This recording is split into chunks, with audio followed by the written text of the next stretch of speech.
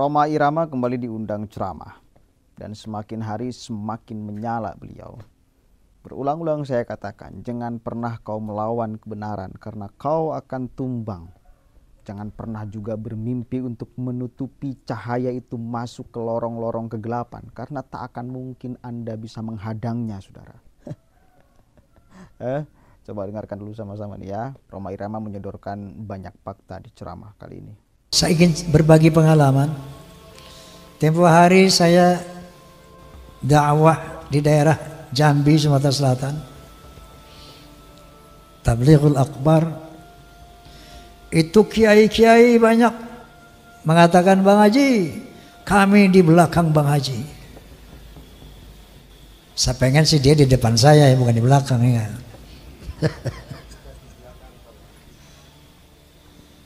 Ketika saya mengadakan pentas Soneta Group di Banjarmasin, ada satu kesempatan kita berkumpul dengan para pejabat.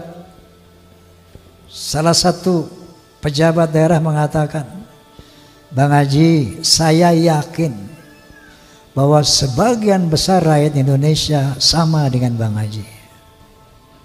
Kenapa? Karena mereka sejak ratusan tahun melihat fenomena ini. Terakhir dalam podcast saya bahwa kita bangsa Indonesia tidak boleh diam melihat fenomena ini. Kenapa? Ada indikasi mereka mau menjajah Indonesia. Indikasinya jelas sekali. Ada yang bagian memalsukan kuburan.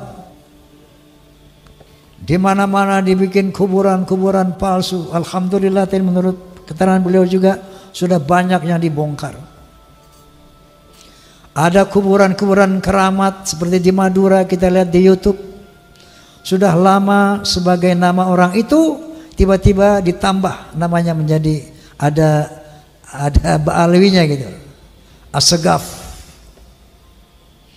Yang paling trending yaitu KRT Sumo di Ningrat di Semarang, diganti namanya dengan Habib Hasan bin Toha bin Yahya. Kuburan-kuburan palsu, Masya Allah, seluruh Jawa, di Kalimantan banyak sekali ternyata. Ini ternyata strategi pertama untuk memberikan kesan kepada bangsa Indonesia bahwa itu lihat para habaib lah yang datang ke sini dan menjadikan orang-orang Islam ini, menjadikan orang ini menjadi Islam. Oleh karena itu Wali Songo pun diklaim sebagai Ba'alawi. Strategi pertama. Yang kedua, berita-berita khurafat, dongeng-dongeng khurafat. Untuk apa? Untuk menaklukkan hati umat Islam yang tidak berpikir. Ini yang namanya Ba'alawi, leluhurnya luar biasa, bisa hijrah Mi'raj 70 kali, bisa memadamkan api neraka yang nggak pakai akal. Itu sesuatu yang luar biasa dan dahsyat. Mereka pun menjadi takluk, tunduk, siap diperintah apapun. Tujuannya itu. Dan yang lainnya ada yang membuat provokasi-provokasi. Saya bersama rakyat, kita dengan rakyat. Jangan coba-coba ganggu rakyat, seakan-akan berpihak kepada rakyat. Ada lagi provokator. Asah golokmu, asah pedangmu, asah celuritmu.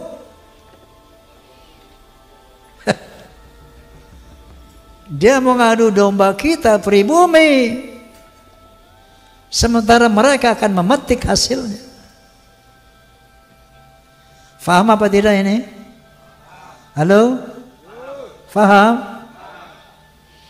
Sehingga akhirnya mereka bisa bilang Jawa adalah pintu tarim, Indonesia milik aulia tarim.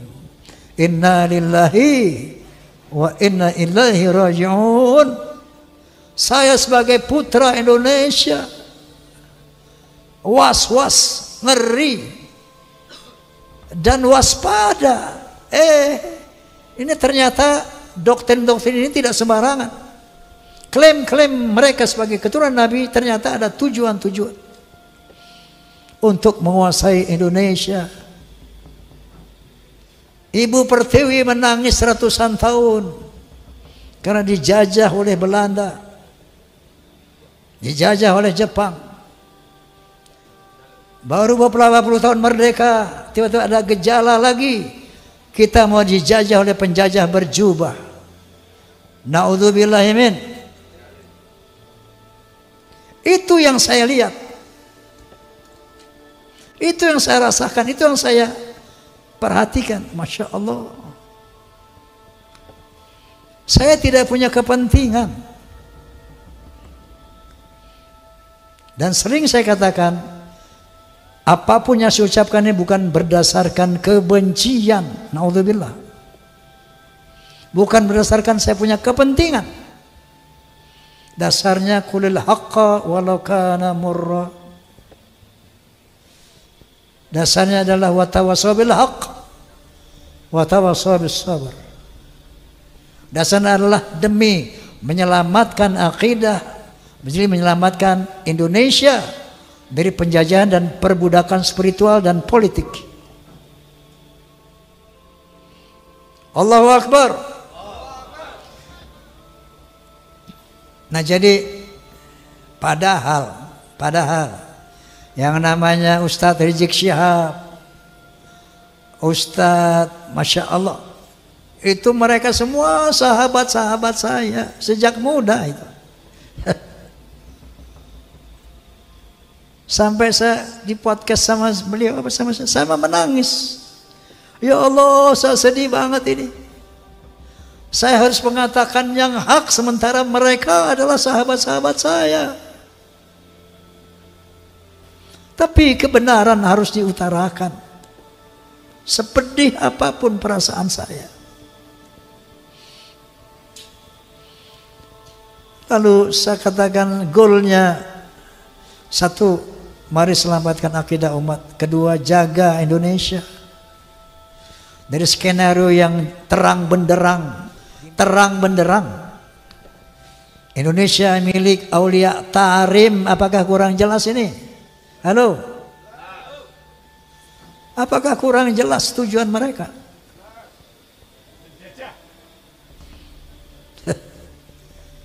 Jadi ini dari dasar hati yang tulus sebagai umat Muhammad SAW dan sebagai anak bangsa Indonesia. Nah itu dengar ya kamu tuh, penjajahan perbudakan spiritual, ngono loh. Tetapi karena kita sama-sama umat Islam, ini memang harus kita selesaikan. Ya. Namun goalnya nanti pertama tentu selamatkan Indonesia dari penjajahan mereka.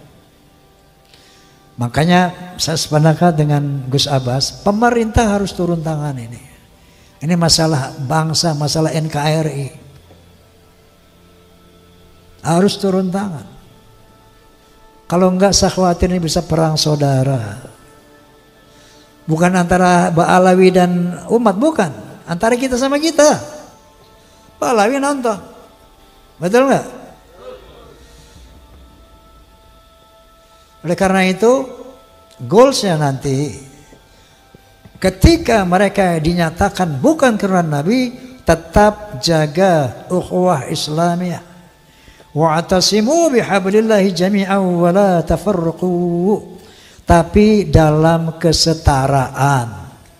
Bukan dia sebagai tuan, kita sebagai budak. No.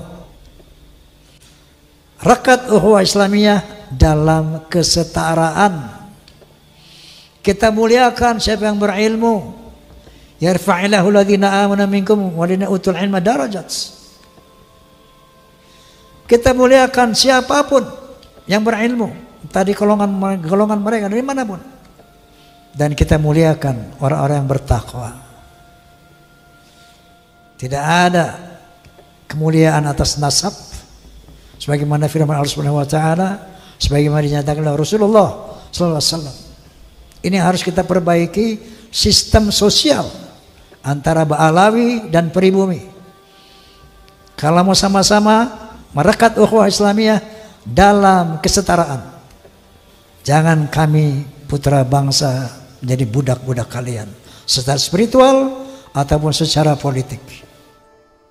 Kurang jelas, kurang masuk di sini, atau enggak ada ininya.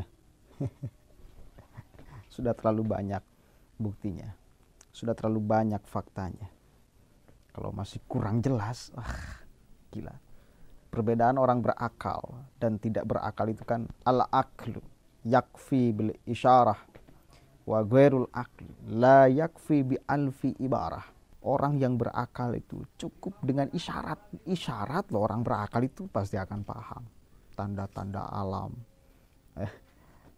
Ini kan udah jelas tanda-tanda alamnya menuju kemana.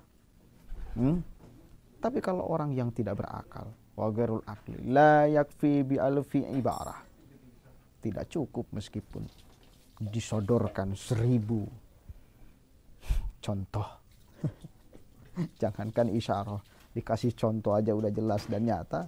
Orang yang tidak berakal itu ya tidak akan mampu,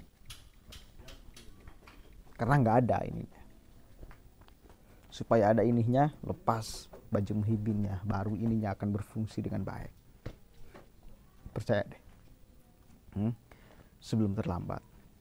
Assalamualaikum warahmatullahi wabarakatuh.